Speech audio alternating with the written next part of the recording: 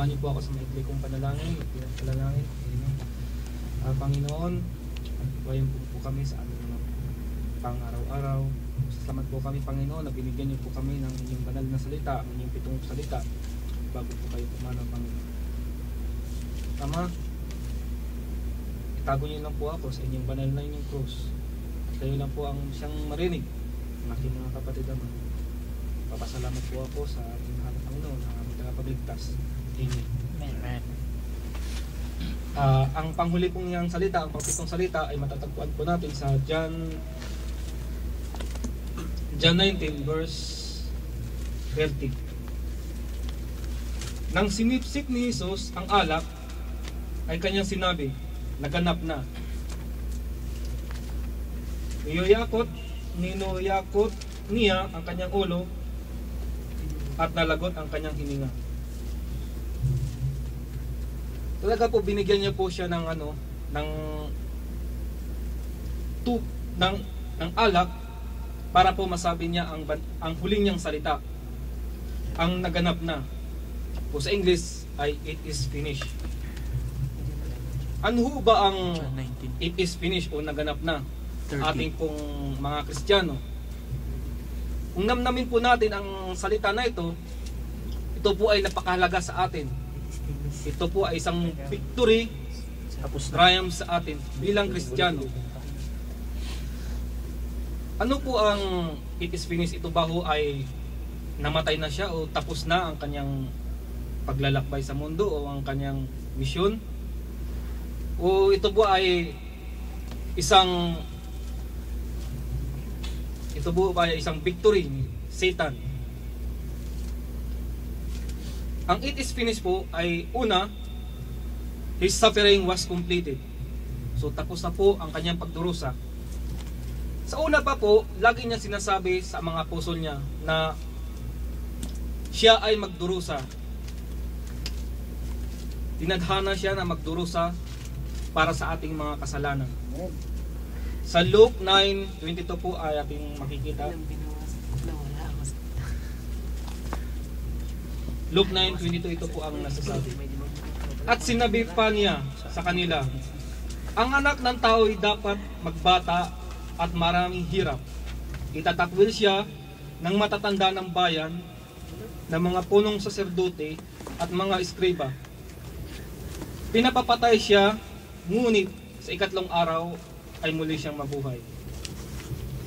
Talaga po ang kanyang suffering ay napakatindi. Tinakwil po siya ng mga tao, kahit mga po matatanda at naniniwala sa kanya noon, siya po ay tinakwil. At dumagos po ang kanyang dugo para lamang maligtas po tayo. At higit po sa lahat, ang kanyang suffering was completed dahil po wala na po tayo sa ilalim ng kadiliman. Nasa liwanag na po tayo, ang mga Kristiyano po. His suffering is completed. Ang pangalawa po ay ang sacrifice was fulfilled. It is finished. Sacrifice is fulfilled. When Jesus did, He is the final and perfect sacrifice. Wala po siyang kasalanan. Bakit po siya pinako sa krus na wala siyang kasalanan? The Lamb of God is held the cross to the hill of Calgutta. Ang dugo po ay dumaloy para po sa atin. Ito po ay ang sugat.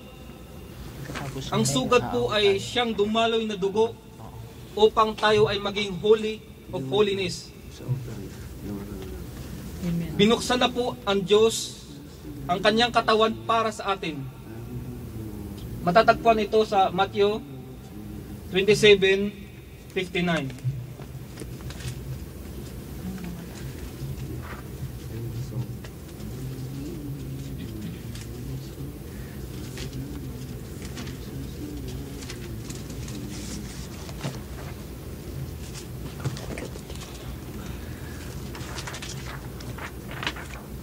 Ito po ang nasasabi. bilang pagpunit sa gitna ng tabing ng templo mula sa itaas hanggang sa ibaba.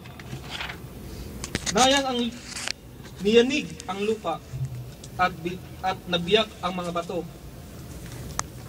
Yun po, yun na po ang nasasabi. So may karapatan na po tayo at talagang mahal tayo ng Diyos kasi maaari na po tayong tumawag sa Kanya ng kahit na anong oras.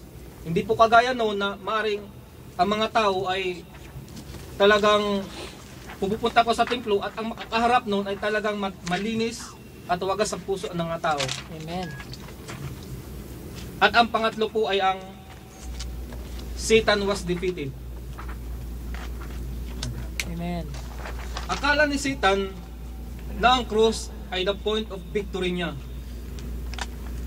So gusto niyang mamatay si Kristo para gusto niyang siya ang victorious sa mundo. Makikita po ito sa John 12:31.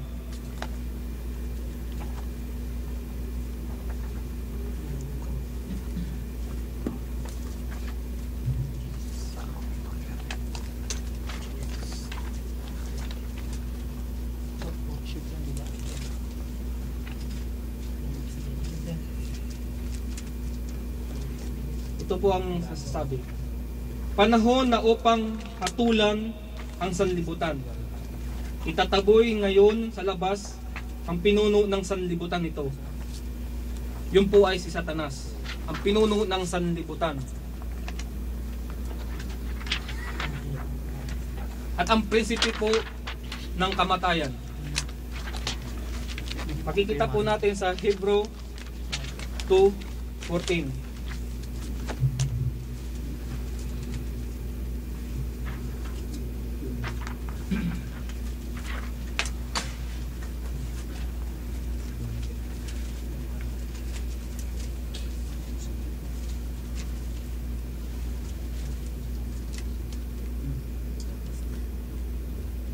Yamang ang anak na tinutukoy niya ay tao.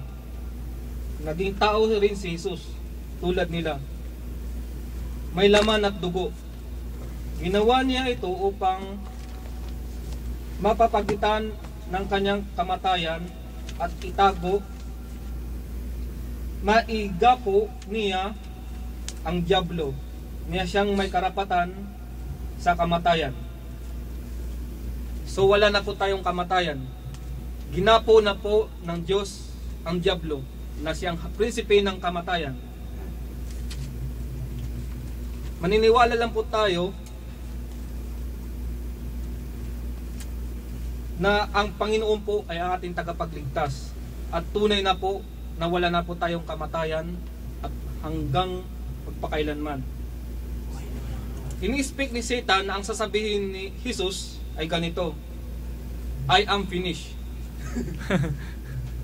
Yun po ang gusto niyang marinig kay Jesucristo. Gusto niyang marinig yun para sasabihin niya sa sarili niya, victorious na ako.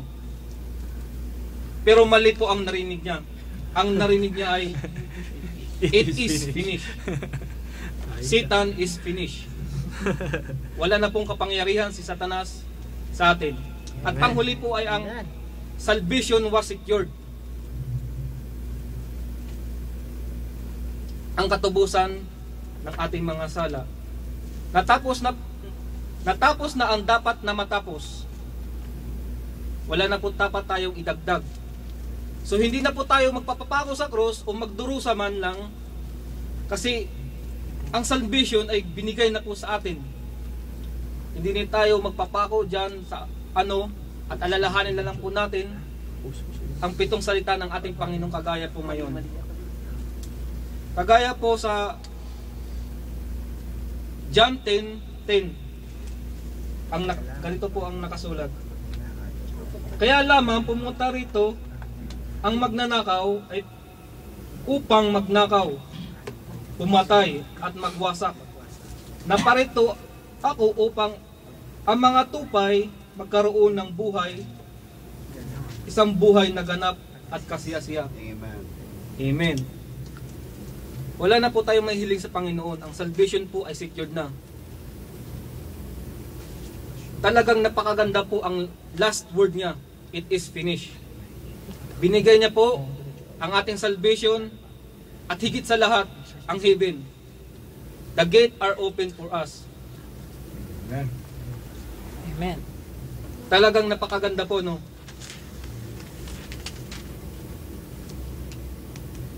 It is finished. Talagang napakagandang salita. Ang kanyang dugo at ang kanyang laman ay inalay niya sa atin. At inalala na po natin ito sa huling hapunan. At talagang Jesus is succeed. Amen. He is truly victory. Amen. Amen.